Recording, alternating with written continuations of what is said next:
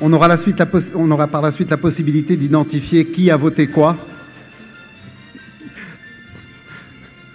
Alors, what in your opinion is the most important to ensure a good level of competence of the board of directors, to favor the selection of only already experienced directors, to deliver appropriate training of new elected board members, 5 days per year, to recruit skilled individuals outside the circles of cooperative members, to favor the establishment of specific committees inside the board of directors.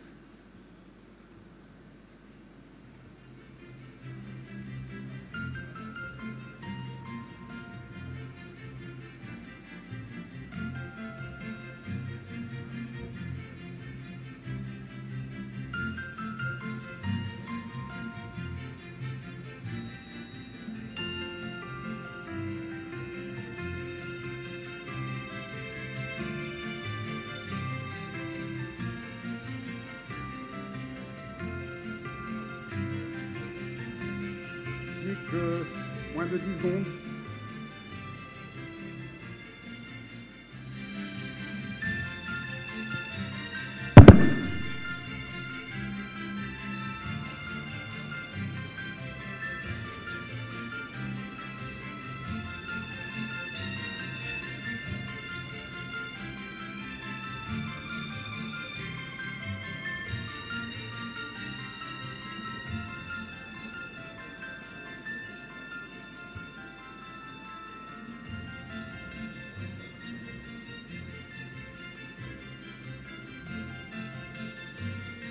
Encore une fois, bien évidemment, ce ne sera pas utilisé comme système d'évaluation pour prendre des décisions ni faire des recommandations, mais voilà, ça nous donne une tendance par rapport à la salle. Et toutes les réponses sont certainement justifiées.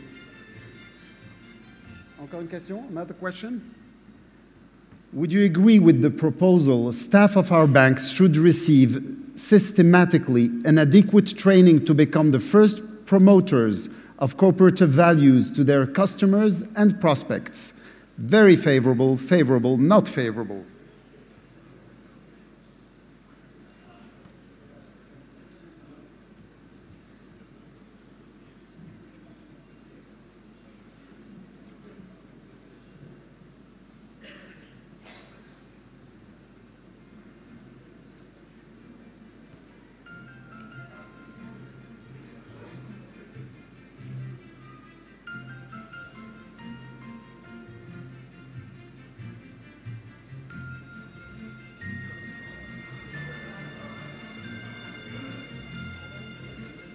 C'est un bon résultat. Et certains sont pour le fait de ne pas former du tout le personnel et tout va bien. 4%, quand même. En tout cas, merci pour votre participation à ce questionnaire et des tendances, certainement, des conclusions en seront tirées. Sans tarder, je souhaite inviter à présent sur les invités du panel pour discuter de ce sujet tout à fait fondamental de la gouvernance. Je nomme Madame Monique Leroux, si elle veut bien se joindre à nous sur le plateau. J'appelle également Monsieur Hassan El-Basri, Monsieur Holger Milk, Monsieur Reiners Borns et Monsieur Raymond Oliger.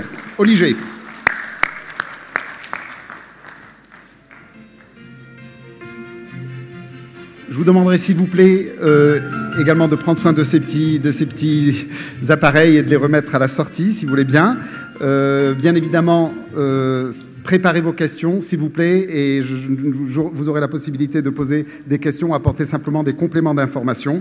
Et notre ami Meyer est toujours là, donc s'il y a des questions qui lui sont adressées, il peut également répondre à vos questions. Alors, Madame Leroux, please. Oui, bonjour. Bonjour, chère madame. Vos impressions sur tout ce qui a été dit et par rapport très précisément à cette gouvernance. Monsieur Meyer nous a rendu confus avec son étude. Quel est votre sentiment? Qu'est-ce que vous dégagez comme résultat? Alors, d'une part, bonjour à toutes et à tous. C'est un grand plaisir pour moi d'être ici et merci à la Banque populaire du Maroc de nous recevoir de façon aussi agréable.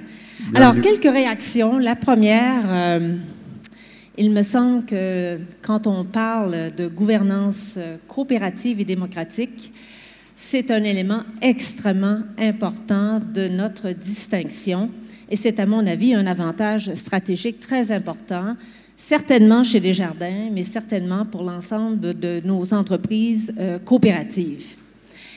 Alors, ça m'apparaît essentiel. Il y a eu des propositions qui nous ont été présentées dans le rapport de Filene, indiquant cette idée d'avoir, au fond, si j'ai bien compris, un genre de comité de gouvernance élu qui aurait la charge d'identifier, voire de recruter des administrateurs qui seraient par la suite mandatés pour, en fait, gouverner d'une façon a priori compétente, par exemple les credit unions.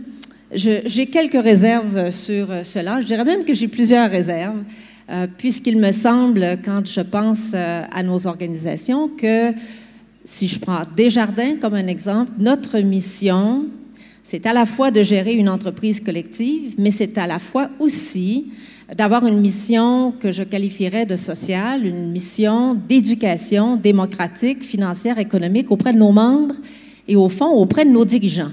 Et donc, notre gouvernance démocratique avec des personnes, monsieur, madame, tout le monde, qui peuvent se présenter en assemblée générale et pouvoir se faire élire pour représenter la diversité de notre membership, sur un plan local, ça m'apparaît être un élément très important, parfois exigeant, mais très important de notre distinction et de notre capacité à être différent, par exemple, des banques corporatives, avec une relation de proximité renforcée. Alors ça, c'est le premier élément. Par ailleurs, évidemment, lorsque nous parlons de gouvernance au niveau du groupe, là, il peut y avoir des nuances et je pourrais peut-être y revenir. Quelques mots sur l'expérience Desjardins, puisque nous faisions partie de cette étude. Alors, simplement vous dire que dans le contexte de l'étude et au cours des 2 dernières années, le sujet de la gouvernance a été un sujet très important pour nous chez Desjardins. Nous avons mis sur pied en Assemblée générale, donc à l'Assemblée générale dont certains et certaines se rappelleront, je suis accompagnée de quelques personnes du conseil d'administration de Desjardins et bien sûr M. Damour. Alors, nous avons en Assemblée générale convenu de mettre sur pied un comité aviseur de à peu près 28 dirigeants représentatifs de notre grand réseau pour examiner les questions de gouvernance.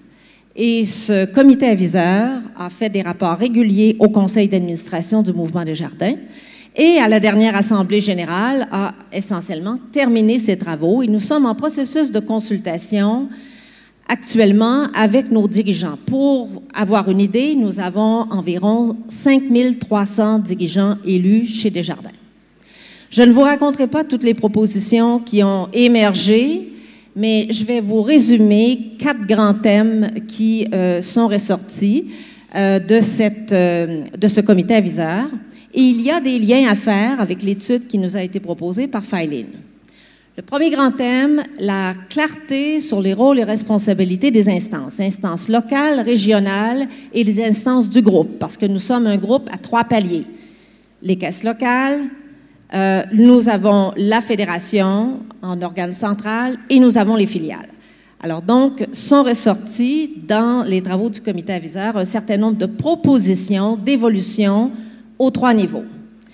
Deuxième élément très important qui est ressorti, l'importance du profil individuel, mais du profil collectif. Parce qu'une gouvernance, ce n'est pas la question d'une seule personne. C'est la question vraiment de dire comment un groupe de personnes peuvent bien travailler ensemble en se complétant, en travaillant avec confiance, avec transparence, avec intégrité, pour prendre les meilleures décisions collectives. Et donc, l'importance du développement des compétences, mais des compétences individuelles, mais aussi des compétences collectives. Troisième grand sujet, qui est aussi en lien avec ce qu'on a vu tantôt, la représentativité. Et donc, même si nous sommes contents que Filene nous ait mentionné comme ayant une plus grande diversité, nous ne sommes pas tout à fait au niveau où nous voulons être. En fait, très simplement, si nous voulons bien représenter les membres et avoir cette distinction sur la proximité des membres, il faut que les gens qui se retrouvent au niveau des instances locales, régionales et nationales ressemble d'une certaine manière aux membres qui sont finalement, qui nous font confiance. Et donc, nous avons identifié un certain nombre de propositions sur lesquelles je vais revenir. Et finalement, le dernier point extrêmement important, c'est aussi un certain nombre de pistes innovantes sur l'évolution de nos instances nationales, les instances du groupe, pour renforcer l'indépendance, renforcer, dans certains cas, l'expertise en provenance de l'externe et, dans certains cas, aussi considérer des hypothèses de limitation de mandat au niveau du groupe. Alors, vous voyez qu'il y a quand même chez nous tout un travail pour lequel on se questionne beaucoup sur l'évolution de notre gouvernance. Je vais compléter mes propos en vous partageant rapidement quelques pratiques auxquelles nous croyons beaucoup chez Desjardins. Et puis, l'occasion d'un forum comme celui-ci, c'est une occasion de partage. Et sur le sujet de la gouvernance, il me semble que nous avons un grand avantage à partager nos expériences. Alors, le premier, c'est sur la question du développement des compétences de nos dirigeants et de nos gestionnaires. C'est l'Institut coopératif Desjardins, pour lequel nous avons l'Institut depuis fort longtemps, mais nous avons, au cours des 2 dernières années, fait un travail en profondeur pour revoir complètement le parcours de formation, particulièrement de nos dirigeants, à tous les niveaux. Et nous le faisons en interne, mais nous le faisons aussi avec des partenaires coopératifs, parce que nous avons des expériences de gouvernance à partager ensemble. Et deuxièmement, avec, par exemple, certains instituts de formation sur les administrateurs de grandes sociétés. Alors ça, c'est un premier sujet. Je pourrais y revenir en période d'échange. Deuxième sujet qui n'est pas facile, l'évaluation. L'évaluation des instances. Alors, comment, sur un plan, et si on veut demander aux caisses locales de faire quelque chose, il faut d'abord le faire au niveau des instances nationales. Sinon, on n'est pas crédible de dire, vous faites ce que je vous dis, mais moi, je ne le fais pas. Alors, donc, au niveau national, donc au niveau du conseil d'administration du mouvement, nous avons un processus d'évaluation des instances, donc de notre façon de travailler en équipe, qui est extrêmement détaillé. Et aussi, je dois dire, on parlait tantôt dans l'étude de Filing de l'importance de l'évaluation du CIO. Dans le cas de Desjardins, nous avons un cumul de la présidence du conseil et du rôle du chef de direction. Dans ce cas-ci, c'est moi-même, mon prédécesseur, M. Damour. Alors, nous avons mis en place un processus indépendant, en dehors du président du conseil et du CIO, de l'évaluation de la personne. Alors, ça veut dire que ça se passe, dans mon cas très précis, avec des objectifs déterminés par le conseil, auxquels je ne fais pas partie de discussion. Et ça se passe par, généralement, un 3-4 heures minimum de discussion avec un travail préalable autour des membres du conseil. Il y a d'autres membres du conseil qui m'accompagnent. Ils vous feront un plaisir de vous expliquer comment ça se passe. Et on a vraiment hâte. Je pense que M. Damour avait hâte d'avoir les résultats et moi aussi, j'ai hâte d'avoir les résultats parce que c'est vraiment calculé sur des éléments très, très précis avec une note et des commentaires qualitatifs pour nous permettre de s'améliorer. Mais mon point ici, et de dire que nous allons le faire aussi cette année en faisant une évaluation par les pairs de chaque membre du conseil d'administration. Alors, outre la présidence du conseil et chef de direction, chaque membre du conseil d'administration sera aussi évalué en fonction d'un certain nombre de points par ses pairs. Alors, nous serons donc en mesure d'avoir une évaluation du collectif et de l'individuel. Et donc, nous voulons avoir cette même approche au niveau des instances régionales et au niveau des instances locales. Ça, c'est à mon avis un sujet extrêmement important sur l'évolution de la gouvernance. C'est un sujet qui est quand même assez difficile. Troisième élément, la représentativité. Alors là-dessus, je vais rapidement. On a parlé, entre autres, de la dimension des femmes. Nous nous sommes donné un objectif d'avoir un minimum de 35%. En fait, un chiffre entre 35 et 40% de représentation féminine à l'intérieur des instances de Desjardins, du local jusqu'au national. Alors, on est à 35% grosso modo au local et on est à 30% au national. Et au niveau des jeunes, c'est la même chose. Et nous avons mis en place un programme de dirigeants stagiaires. Nous avons environ 200 dirigeants stagiaires dans nos caisses locales qui sont des gens qui sont généralement très, très bien formés, qui n'ont pas beaucoup d'expérience, mais qui viennent joindre pour une période d'1 an à 2 ans le conseil d'administration de la caisse locale, voire de la région, et c'est extrêmement stimulant. Nous avons aussi l'objectif d'être un peu meilleurs dans certaines caisses locales et dans certaines régions au niveau de certaines communautés, par exemple dans la grande région de Montréal, où nous avons une grande diversité culturelle pour laquelle nous ne retrouvons pas le parallèle au niveau de nos instances. Et je finirai en disant que l'autre élément très important pour nous sur l'angle de la gouvernance, c'est les mécanismes que nous pouvons mettre en place pour assurer la cohésion du groupe.